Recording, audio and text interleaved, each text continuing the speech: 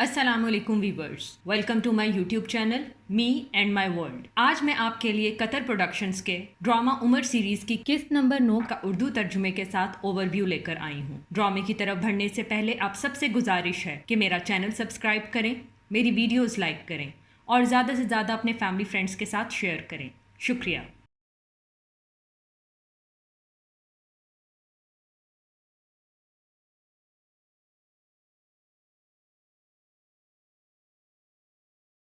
قسط نمبر 9 کا آغاز ایک مجلس سے ہوتا ہے جس میں امیہ ابن خلاف کہتا ہے کہ ان میں سے کچھ لوگ ہی واپس آئے ہیں۔ جب وہ لوگ تھوڑے تھے تو ہم نتائج سے ڈر رہے تھے، اب ہمیں زیادہ خدشہ ہے، ہمیں بہترین تدابیر کرنی چاہیے۔ ابو الحکم کہتا ہے کہ ہم اس بات سے ڈر رہے تھے کہ حبشہ کا بادشاہ ان کی طرف ہو جائے گا اور ہماری تجارت کو فتح پڑے گا۔ ہماری تدبیر یہی ہونی چاہیے کہ ہم حبشہ کے بادشاہ کو اپنی طرف اور ان کے خلاف کر دیں۔ ابو یزید کہتا ہے کیسے ہوگا جبکہ وہ ان کے ساتھ بہترین برتاؤ کر رہا ہے اور انہیں حفاظت بھی دی ہوئی ہے۔ ابو الحکم جواباً کہتا ہے کہ یہ لوگ نہ ہمارے دین پر ہیں اور نہ ہی اس کے دین پر، کیسا ہوگا کہ ہم میں سے کوئی اس کے پاس جائے اور اس سے بات کرے۔ ابو یزید: تو کیا ہم یہ کہیں گے کہ ہم ہمارے رشتہ داروں کے خلاف اقدامات کر رہے ہیں اور وہ اس میں ہماری مدد کرے؟ ابو الحکم کہتا ہے نہیں، بلکہ وہ انہیں ہماری طرف بھیج دے۔ عبد شمس: تو پھر کون ایسا کرے گا؟ ابو الحکم عمر کی طرف اشارہ کرتا ہے کہ عمر یہ ہمارے لیے کرے گا۔ ابو سلیمان عمر بن العاص سے کہتا ہے کہ آخرکار تمہارا وقت آ گیا ہے عمر، جس پر عمر جواباً کہتا ہے کہ تمہارا وقت بھی جلد ہی آئے گا۔ ابو سلیمان کہتا ہے میں نہیں چاہتا کہ وہ جلد آئے۔ وہ دونوں عمر کو دیکھتے ہیں جو پاس کھڑے ان دونوں کی گفتگو سن رہے ہوتے ہیں۔ حبشہ میں عمر ابن العاص نجاشی کے دربار میں جاتا ہے۔ نجاشی اسے دیکھ کر خوش ہوتا ہے اور وہ دونوں گلے لگ جاتے ہیں۔ عمر نجاشی کو تحفہ دیتا ہے جسے نجاشی بخوشی قبول کرتا ہے اور اسے بیٹھنے کے لیے کہتا ہے۔ نجاشی عمر سے پوچھتا ہے کہ تم یہاں تجارت کی غرض سے آئے ہو یا پھر ہجرت کر کے؟ جس پر عمر کہتا ہے خدا نہ کرے کہ میں اپنے دین کو چھوڑ کر کسی اور کی طرح یہاں پر آؤں۔ نجاشی پوچھتا ہے تو کیا تم نے ان کا مذہب نہیں اپنایا؟ عمر کہتا ہے اگر مجھے اپنے لوگوں کا دین چھوڑ کر دوسروں کا اپنانا ہو تو پھر میں تمہارا مذہب اپنا لوں گا، لیکن ان لوگوں نے ان کے مذہب کو ترک کیا ہے اور نہ ہی تمہارے دین کو اپنایا ہے، انہوں نے کوئی اور ہی دین ایجاد کیا ہے۔ نجاشی عمر سے کہتا ہے تم یہاں پھر کیوں آئے ہو؟ ان کی مذمت کرنے؟ عمر کہتا ہے کیوں نہیں، یہاں مجھے ان کے سردار نے بھیجا ہے، ان کے باپ نے، چچاؤں نے اور ان کے قبیلے کے لوگوں نے، اس لیے کہ تم انہیں ان کی طرف واپس لوٹا دو۔ نجاشی کہتا ہے لیکن وہ تو کچھ اور ہی کہہ رہے تھے۔ عمر کہتا ہے انہوں نے آپ کو ان پر مذمت کرنے والوں کے بارے میں بتایا، آپ ایسا سوچ رہے ہیں اور آپ ہمارے بڑوں کو جانتے ہیں، وہ آپ کی زمین پر تجارت کرتے ہیں، آپ کی اور اپنی زمین کو فائدہ دیتے ہیں، آپ ان کی سچائی سے واقف ہیں، وہ جھوٹ تو نہیں بولتے۔ نجاشی کھڑا ہوتا ہے اور کہتا ہے جو لوگ میری زمین پر آئے ہیں وہ باقی سب کے مقابلے میں میری حمایت کرتے ہیں، ہم ان کے ساتھ ناانصافی نہیں کریں گے۔ تم عربی لوگ اپنے عہد کی حفاظت کرنا خوب جانتے ہو، کیا تم مجھ سے چاہتے ہو کہ میں وہ کروں جسے تم لوگ اپنے اخلاقی اقدار سے گرا ہوا جانتے ہو؟ یہ خیال بھی کیسے آیا عمر؟ عمر کہتا ہے تم ہمارے بڑوں کے پسندیدہ ہو، اس سے بھی پہلے جبکہ یہ لوگ یہاں آئے، اسی طرح ہمارے درمیان تجارتی اور دوستی کا رشتہ پھلا پھولا۔ کیا یہ صحیح ہوگا کہ ہمارے بڑے ٹھوس قدم اٹھائیں؟ یہ لوگ جنہوں نے اپنے باپ دادا کا دین ترک کیا ہے، کیا انہیں وہ مرات و سہولیات میسر ہونی چاہیے جو کہ ان کے باپ دادا کو میسر تھیں، جبکہ وہ ان پر جہالیت اور بے دینی کا الزام لگاتے ہیں؟ نجاشی کہتا ہے خدا کی قسم میں انہیں تب تک تمہارے حوالے نہیں کروں گا جب تک انہیں یہاں پر بلاؤں نہ اور پھر تمہارے سامنے پوچھوں کہ تم ان کے بارے میں کیا کہہ رہے ہو۔ عمر: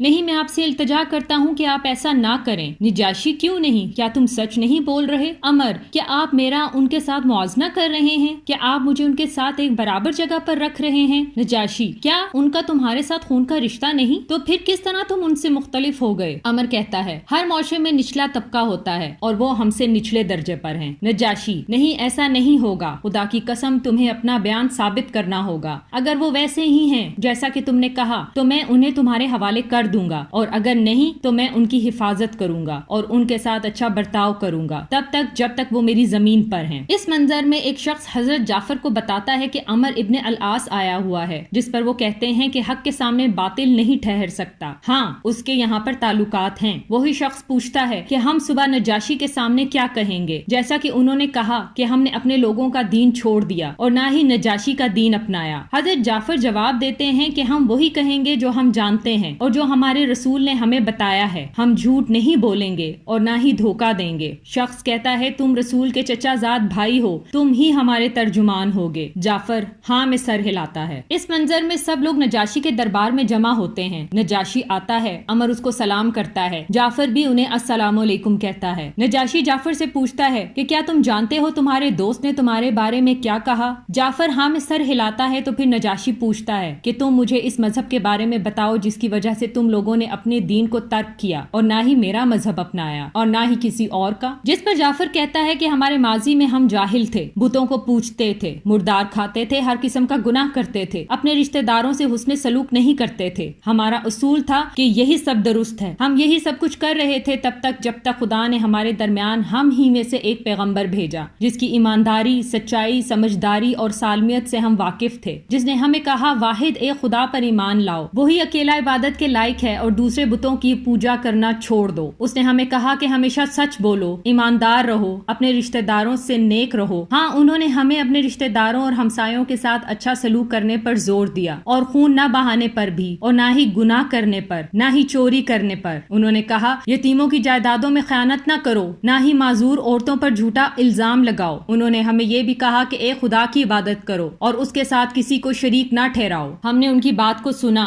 یقین کیا اور ایک خدا کی عبادت کی، ان سبھی احکامات کو مانا جو انہوں نے ہمیں بتائے۔ ہمارے لوگوں نے ہم پر تشدد کیا اور ہم کو مجبور کیا کہ ہم ان کے دین کی طرف سے لوٹ آئیں، ہمیں آزادی سے اپنے دین پر عمل پیرا نہ ہونے دیا، تبھی ہم آپ کی زمین پر آئے اور باقی تمام جگہوں کو چھوڑ کر آپ کی جگہ کو چنا، امید کی کہ ہمارے ساتھ نا انصافی نہ ہوگی۔ نجاشی یہ سننے کے بعد کہتا ہے کیا تم ہمیں سناؤ گے جو محمد پر نازل ہوا؟ حضرت جعفر ہاں میں سر ہلاتے ہیں۔ نجاشی کہتا ہے تو پھر سناؤ۔ حضرت جعفر پھر سورہ مریم کی تلاوت کرتے ہیں۔ یہ تلاوت سننے کے بعد نجاشی کی آنکھوں میں آنسو آ جاتے ہیں، وہ رو کر کہتا ہے کہ یہ وہی ہے، یہ وہیں سے آیا ہے جہاں سے عیسیٰ پر وحی اتری تھی، تم لوگ جاؤ، خدا کی قسم میں تم کو ان کے حوالے نہ کروں گا اور نہ ہی کسی کو تمہارے خلاف چالے چلنے دوں گا۔ یہ سننے کے بعد حضرت جعفر اور ان کے ساتھی خوشی خوشی واپس لوٹ جاتے ہیں۔ نجاشی عمر کے پاس آتا ہے اور کہتا ہے کہ تم اس کو احمقانہ سمجھتے تھے لیکن تم سمجھدار اور عقل مند نہیں، خدا کی قسم یہ وہی ہے جس نے انجیل اتاری، تمہاری حکمت نے تمہیں ناکام کر دیا، تم ضدی ہو۔ یہ سنتے ہی عمر کو ابو الحکم کی بات یاد آتی ہے کہ تمہارے لوگوں نے تمہیں اس کام کے لیے اس لیے چنا ہے کیونکہ وہ تمہاری ذہانت اور دلائل کی مضبوطی سے واقف ہیں، بس ہمیں مایوس نہ کرنا۔ یہ یاد کرنے کے بعد عمر نجاشی سے کہتا ہے کہ مجھے دوسرا موقع دو، اس سے پہلے کہ آپ اپنا آخری فیصلہ سنائیں ایک موقع اور دے دیں۔ نجاشی کہتا ہے کیا تم نے ہار نہیں مانی؟ کیوں تم نے آج ساری باتیں نہیں کہیں جو تم کہنا چاہتے تھے؟ عمر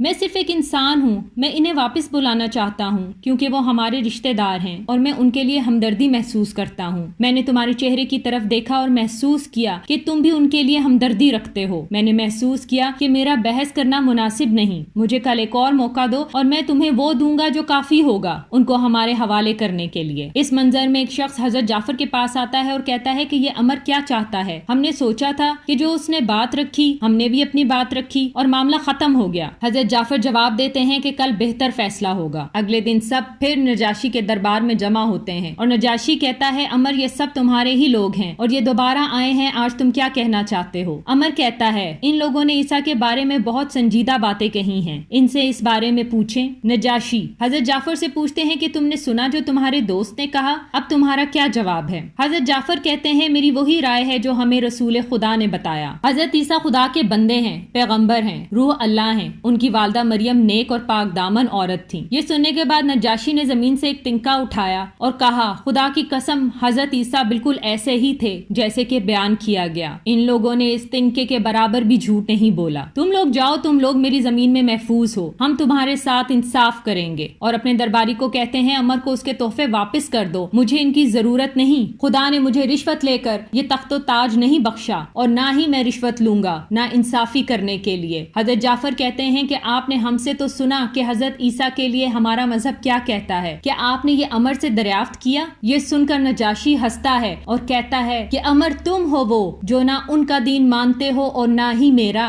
اس منظر میں عمر بن العاص ابو سلیمان کو کہتا ہے کہ تم مجھ پر ہنس رہے ہو، تم نے وہ سب نہیں سنا جو میں نے سنا ہے۔ ابو سلیمان کہتا ہے یہاں کے لوگ ہی بول رہے تھے کہ عمر ان سب لوگوں کو زنجیروں میں باندھ کر واپس لائے گا۔ عمر کہتا ہے میں نے تمہیں ایک دفعہ کہا تھا تھا کہ تم جیت کے آدھے راستے پر ہوگے جب تم اپنی چالیں وہاں استعمال کرو گے جہاں ضرورت ہو. میرے ساتھ اچھا سلوک نہیں کیا میرے بڑوں نے جب انہوں نے مجھے ان لوگوں کو واپس لانے کے لیے بھیجا. مسلمانوں نے نجاشی کا احترام کیا اور نجاشی ان کا احترام کرتا ہے. نجاشی کا مذہب بھی بتوں کی پوجا سے روکتا ہے اور مسلمانوں کا بھی. تو میں کیسے جیت سکتا تھا؟ عمر بت سے بات کرتے ہوئے چلاتا ہے، کیا میں نے تمہیں اونٹ کا نذرانہ نہ دیا تھا کہ تم میرے مشکل وقت میں میرا ساتھ دو؟ ابو سلیمان اس کی باتیں سنتے ہوئے ہنستا ہے اور چلا جاتا ہے.